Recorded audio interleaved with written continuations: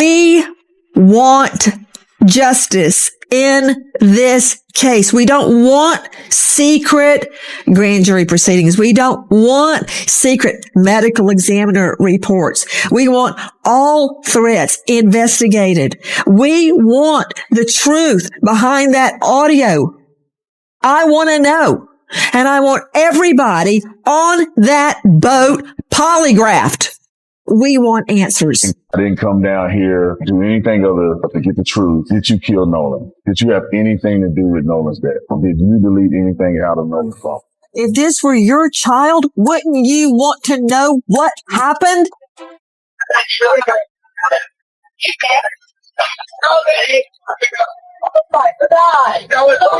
Detail assistance, Vicky speaking. How can I help you?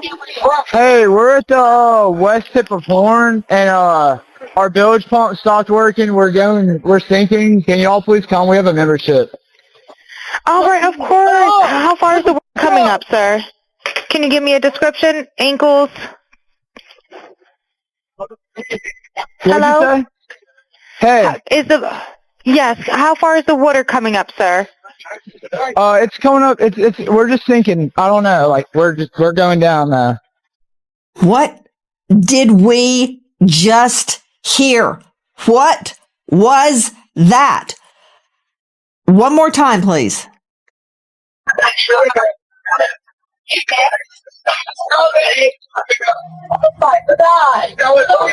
Detail assistance, Vicky speaking. How can I help you? Hey, we're at the west tip of Horn, and our bilge pump stopped working. We're sinking. Can you all please come? We have a membership. All right, of course. How far is the water coming up, sir? Can you give me a description? Ankles? Hello? Hey. Yes, how far is the water coming up, sir? It's coming up. We're just sinking. I don't know. Like, we're going down. One of the most puzzling details in Nolan's disappearance centers on something seemingly ordinary, his phone. If Nolan truly planned to come back, why would he leave it behind? During an interview with Officer Tatum, one of Nolan's older friends offered an explanation. According to his account, Nolan had been drinking heavily that night and deliberately left his phone inside the boot of the vehicle before walking away. On the surface, that could explain why the phone never went with him. But the explanation creates another problem. Why would Nolan knowingly separate himself from the one device that could have connected him to everyone else? Was leaving the phone actually Nolan's decision? Or was something else happening in those final moments that the account doesn't fully explain? And there is another detail worth paying attention to. Not just what the officer asked, but the way the answer was given. Too much and was super intoxicated. And, that's kind of what a lot of us thought, but they were kind of losing it and they were going crazy. And the mom that was with them demanded Nolan's phone because Nolan left the phone on the boat. And when we ran in, Nolan didn't ask for his phone and his keys were not on the boat because his car was parked at my buddy's house where we had all slept, the night before the 4th. And, so the keys were left at the house because Nolan's car was at my buddy's house where we stayed at. So of course he left his keys there. But his phone, he was drinking. He didn't have his phone in the water because no one did. And there was more than just Nolan's phone that wasn't on the boat with us. So it was more than just Nolan's phone that was on the boat. Yeah. We obviously had all our phones, but on the boat, but those weren't the only people. Like Nolan wasn't the only person that left a phone on the boat. There was a lot of people that left phones on the boat, that didn't ride out or in with us. So we there was a couple phones that we had that we didn't know who they belonged to. And, my buddy's got that figured out, but, it wasn't just Nolan's phone that, was on the boat who wasn't there. There was a lot of phones. So when they barged in, they started getting frantic. The mom asked for Nolan's phone. Right. Was there a struggle over it or did you guys hand it over? Just handed it over. We didn't think anything of it. Like, she asked for Nolan's phone. We knew they were close friends with, the Wells family. And, my buddy went out to his truck and handed the phone over. No complications, no issue, nothing. But I told Miss Christine that we had his phone and he had left it in our possession on the boat. When did you, Miss Christine is Nola's mom. Correct. When did you talk to her about that? When I was no, I didn't talk to her once, like, it was like 12:30. I mean, I might have texted her a couple times and, like, you know, talked briefly about a couple things, but I told her on the phone before I called the Coast Guard that we had Nolan's phone. Before I called Miss Christine, I asked, I was like, oh, well, where's his location at? Because Nolan had his Snapchat location on for me. And he said, you know, Wyatt said it's, you know, in my truck. Like, because everybody who left stuff on the boat, it was Wyatt's boat. So Wyatt put it in his truck, you know, like it's normal. And so the phone was in possession in Wyatt's truck. And when that mom came over and asked for it, there was no issue at all with us giving the phone to her. I mean, Nolan just left it on the boat. We handed the phone to her that night of the 4th of July. What would our concern be getting on Nolan's phone or something? I mean, I don't even know Nolan's password. None of my friends do. We had no reason ever to get on Nolan's phone and look at anything.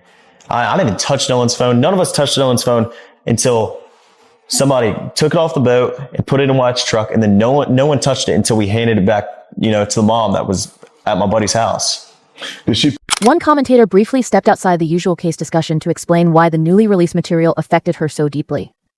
As a white woman from the South, she said her own background shaped the way she interpreted what she was hearing and watching unfold. Her reaction wasn't centered on every detail of the investigation.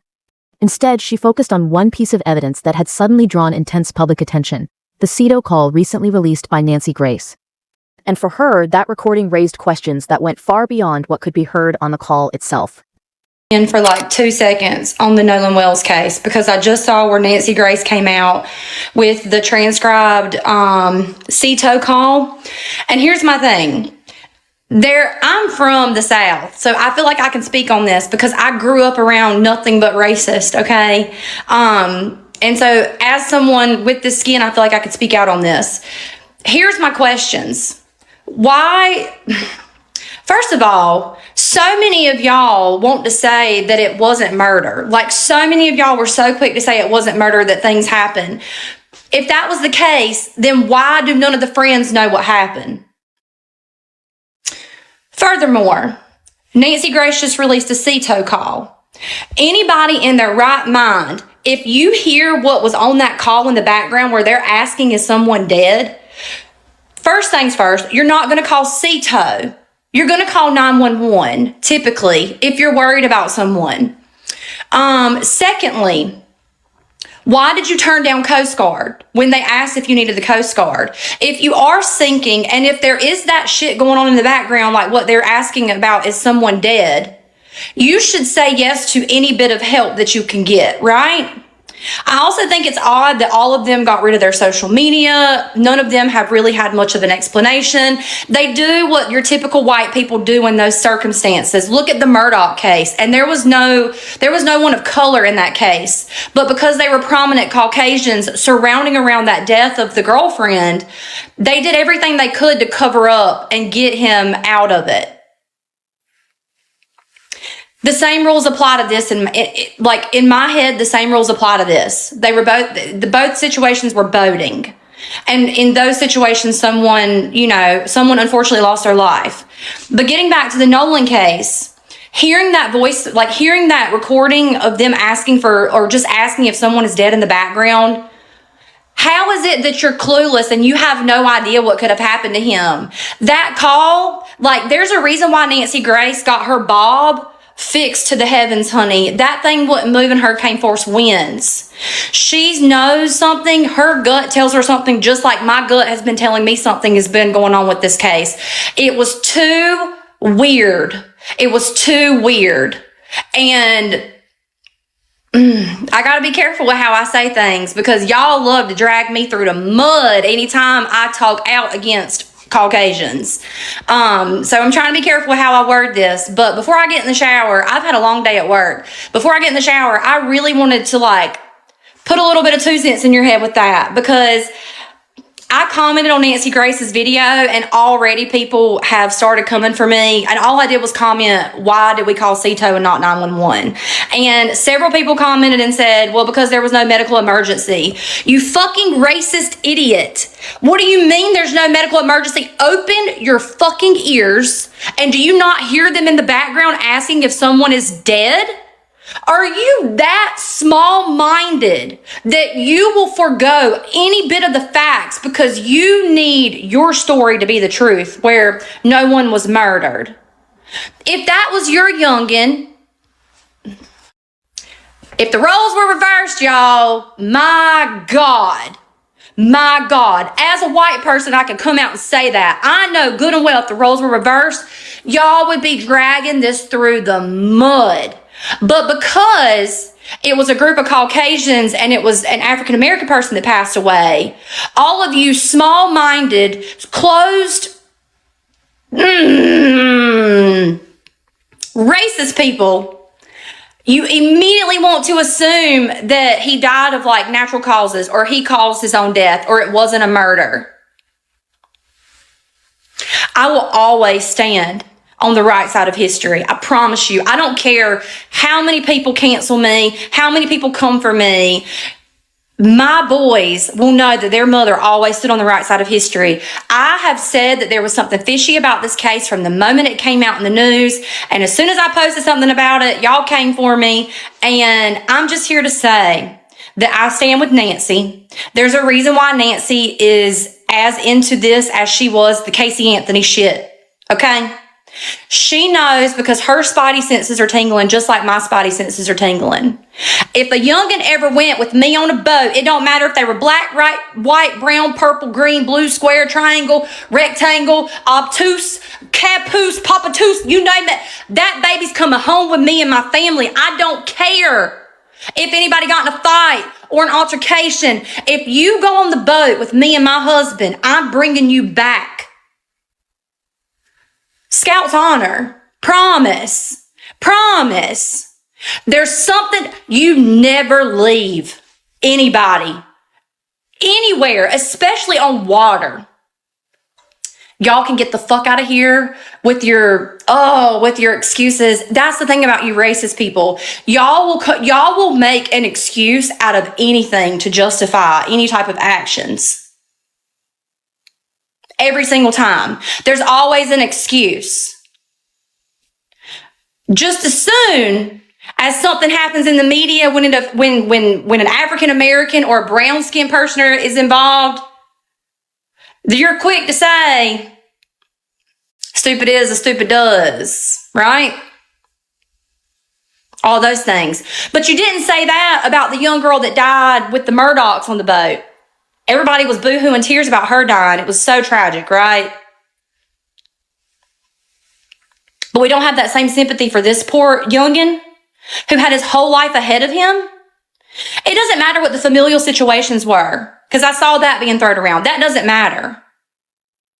He went out with a group of friends, amnesia, and nobody knows what happened to him and nobody can find him. Make that make sense. Those are the type of people that I don't want my children around. The forensic autopsy reportedly documented discoloration along the back of Nolan's neck. Officials have not publicly characterized that finding as a specific injury, but Mathesy described it differently, calling it bruising that he believed could be consistent with pressure being applied to the back of the head. From there, he offered his interpretation of what that positioning might mean. He suggested it could fit a scenario in which someone was being held underwater, while also making clear that this was his speculation, not an established conclusion from investigators. But Mathesy then made a much broader historical comparison.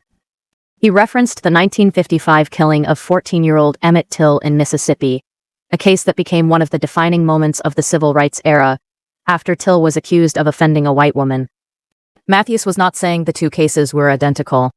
His argument was about what he saw as a troubling similarity in the underlying dynamic. A young black man, a white woman, and a death that left difficult questions surrounding what happened. And that comparison became part of his larger argument about Nolan's case. Here is what he said. To it, how you feel about this second autopsy that was done on Nolan Wells? Yes, I think when we last spoke, we were awaiting the forensic autopsy because the original autopsy performed by the county examiner, we just weren't convinced it would be independent, quite frankly, because we weren't getting enough information from law enforcement. And so the forensic autopsy came back.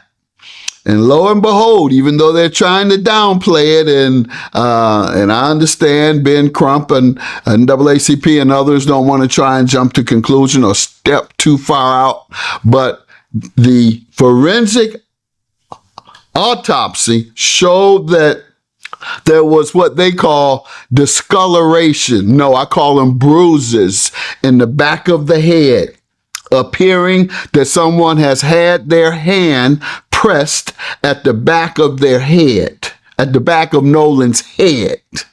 That's concerning to me. And so hopefully we'll get some more insight on that. I'm not sure. It seems like there's another opportunity for them to investigate something physiological. I'm just not sure because as far as I knew, the forensic autopsy is as far as you go, but we'll see. But yeah, that's what causes new concern. And then you've had different stories coming out from the teenagers. One of the young men himself spoke out about it, claiming they had begged Nolan to get on the boat, and that he wouldn't. Then there's the woman that he's supposed to have stayed back with, I think her name Katie or something. Well, he was supposed to have stayed back with Katie. That was their story. However, Katie's friend says that she saw him only in passing on the island, didn't stay with him, and Katie isn't saying anything at all. So it's a lot of moving parts here, and I'm just hoping it's not one of those, quite frankly, and if his friends didn't have anything to do with it and they truly left him behind, etc., etc. He has discoloration, bruises on the back of his neck. Something happened. And quite frankly, this is Mississippi, where in 1955, which sparked the civil rights movement, Emmett Till was killed for so-called whistling at a white woman. And now we're hearing Nolan Wells stayed back to be with a white woman, and he turns up dead with bruises behind his neck. That's the context I'm putting this in. A lot of people are pointing fingers at their friends. From your professional opinion, what makes them look guilty? I wouldn't say it makes them look guilty, but it definitely makes them look suspicious. The friends did not act as friends normally do. First of all, if you leave your friend back, you're going to know exactly who they stayed with. And from the very beginning, it has been conflicting information. The young lady allegedly was named Katie, and she says allegedly that Nolan told her that he was going back with the friends he came with. And those friends are saying that he stayed back with Katie. So one of those two cannot be the truth. And what we do know is that Katie did not lawyer up initially. I don't think she still has lawyered up, but we are told that the so-called friends lawyered up initially. They deactivated their social media, maybe scrubbed some of their social media initially. That's very suspicious. Why would you do that if no foul play was expected or had occurred? Because people drown every year. And if you just a witness to someone drowning, there's no need to be so afraid or so fidgety. Yeah. Now, a lot of things were going on as this unfolded, a lot of suspicious activity. And I'm going to kind of highlight a couple of them for you. The first was, his phone and keys were not on his person. How did you feel about that particular information when you got that?